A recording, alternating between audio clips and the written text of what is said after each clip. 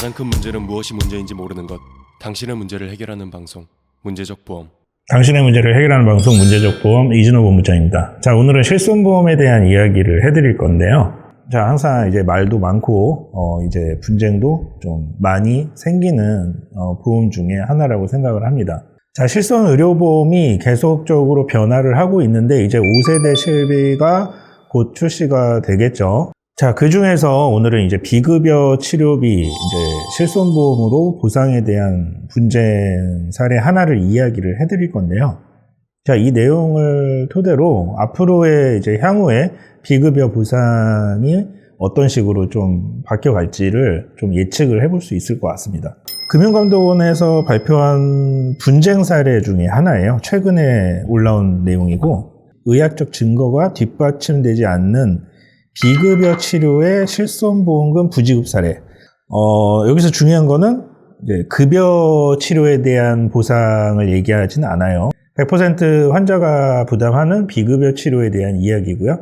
그리고 또 실손보험에 대한 이야기입니다. 수술비 보험이나 다른 보험은 아니고요. 실손보험에 대한 거라는 거 이제 유의를 해주시면 될 것 같습니다. 자, 뭐 사례는 복잡하지 않아요. 이제 어떤 누군가가 호흡기 질환 치료를 위해서 요양병원에 이제 방문을 해서 한 달 동안 입원을 하면서 이제 고주파 치료를 받았대요. 네, 그리고 보험금 청구를 했는데 이제 보험사로부터 보험금 지급 거절 통보를 받았다고 합니다. 이분 같은 경우는 호흡기 질환에 이제 나와 있죠. 상세불명의 기관지 또는 폐의 악성 신생물. 자, 이분은 암이죠. 그러니까 악성 신생물이니까 이제 그 암을 치료를 하기 위해서 요양병원에서 입원을 했다고 해요. 요양병원.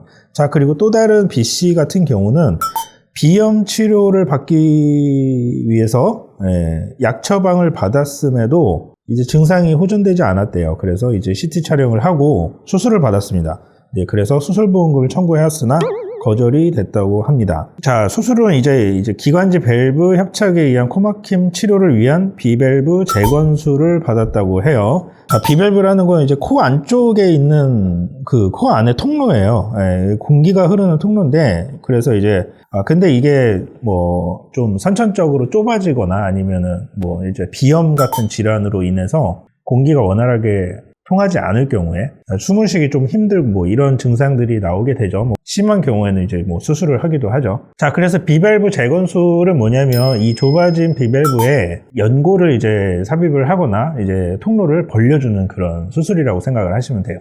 자, 목적은 그래서 방금 얘기한 것처럼 호흡을 원활하게 하기 위함이 가장 목적이겠죠. 자, 근데 이게 왜 이제 분쟁거리가 되냐. 다른 비급여 치료도 마찬가지일 거예요. 그 중에서 이제 미용 목적과 관련해서 분쟁이 생기는 그런 사례들이 종종 있습니다. 또는 예전에 뭐 언론에서 많이 나오기도 했죠. 이제 비급여 치료에 대한 어떤 일부 시술들을 이제 보험 사기에 활용이 돼서 뭐 병원과 이렇게 적발되는 그런 사례들, 뭐 특별하게 어떤 사례를 언급하진 않아도 뭐 한 번쯤은 다 들어보셨을 거예요. 자, 중요한 거는 근데 이 비급여의 의료 행위가 전액 100% 본인 부담금이고 보통 비용이 조금 높은 경우들이 있기 때문에 실손보험으로 청구를 하다 보니까 치료 목적이 아닌 뭐 미용이라든지 이런 치료를 치료 목적으로 둔갑을 시켜서 청구를 하는 행위들이 많아지다 보니까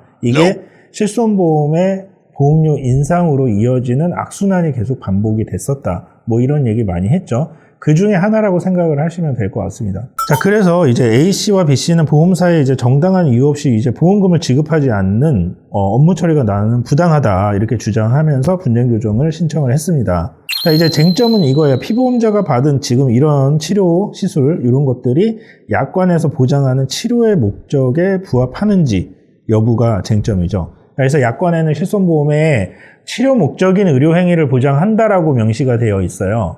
약관 보상의 방식이 포괄주의라고 볼 수가 있겠죠. 어떤 것들을 보상한다라고 이제 약관에 나열하고 열거를 하는 방식이 아니라 보상하지 않는 사례를 명시를 하고 그 이외에 치료 목적인 의료행위는 보상을 해줍니다. 라고 이제 포괄적인 그런 내용을 포함을 하고 있습니다. 자, 그래서 과거에는 의사들이 뭐 진료 확인서 같은 경우 소견서에 치료 목적으로 뭐 투여를 했다, 치료 목적으로 시술을 했다, 이런 소견서를 써주면 보험금 지급이 되는 경우들이 많이 있었어요. 자, 근데 그러다 보니까 어떻게 됐죠? 이제 보험료에 실손보험에 누수가 생기고, 보험료가 가파르게 증가하는 이런 단점들 때문에 그런 걸 바로 잡기 위함이라고 생각을 하면 될 것 같습니다.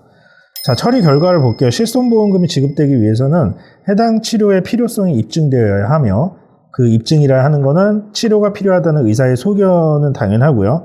그뿐만 아니라 증상을 개선한다는 객관적인 의학적 증거가 뒷받침되어야 한다. 이게 이제 중요한 내용인 것 같아요. A씨의 경우는 호흡기 질환 치료의 필요성을 입증하는 검사 결과와 같은 객관적 의학적 증거 자료가 없었다고 하고요. B씨의 경우에도 비밸브 협착에 의한 코막힘 치료 목적으로 단정할 만한 수술 기록지 등 의학적 입증 자료가 없었다고 해요. 치료의 목적에 대한 객관적 입증이 어려운 경우 실손보험 지급이 어렵다고 회신 이렇게 나와 있습니다. 자, 요 내용을 보신 분들은 이 환자들이 이제 실제로 치료를 적정하게 받았고 보험금을 못 받았다라고 보험사가 안 주고 있구나 이렇게 생각을 하실 수도 있을 것 같아요. 근데 요 내용만 가지고는 그렇게 볼 수는 없고요.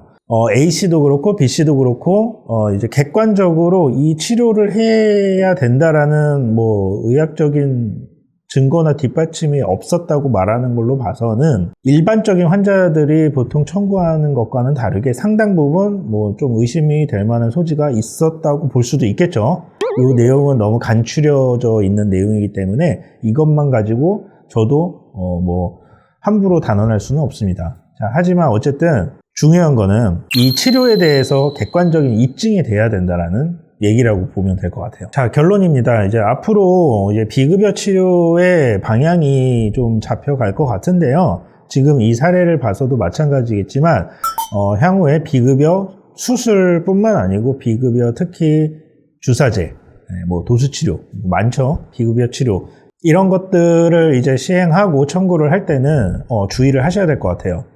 결국에 의학적인 증거가 뒷받침이 되지 않는다. 그러면 보험금 지급이 안 될 수 있다. 이렇게 생각을 하시면 될 것 같고요. 자, 이거는 실비 1세대든 2세대든 3세대, 4세대 마찬가지 동일한 내용입니다. 뭐 나는 1세대 실비이기 때문에 무조건 다 받을 수 있어. 이렇게 생각하시면 안 돼요. 동일 원칙이 적용되는 사례이고 실손보험의 공통 원칙입니다. 자, 그렇기 때문에 앞으로는 내가 치료 목적이 아닌 의료 행위를 치료 목적인 것처럼 혹시라도 살짝 편법을 이용해서 둔갑해서 청구하려고 하는 이런 행위는 하지 않으시는 게 좋을 것 같고요. 그게 모두를 위해서도 올바른 길이라고 생각을 합니다. 자, 저는 다음 시간에 더 좋은 내용으로 찾아뵙도록 하겠습니다. 감사합니다. 본 광고는 손해보험 광고 심의 기준을 준수하였으며 유효기간은 심의일로부터 1년입니다.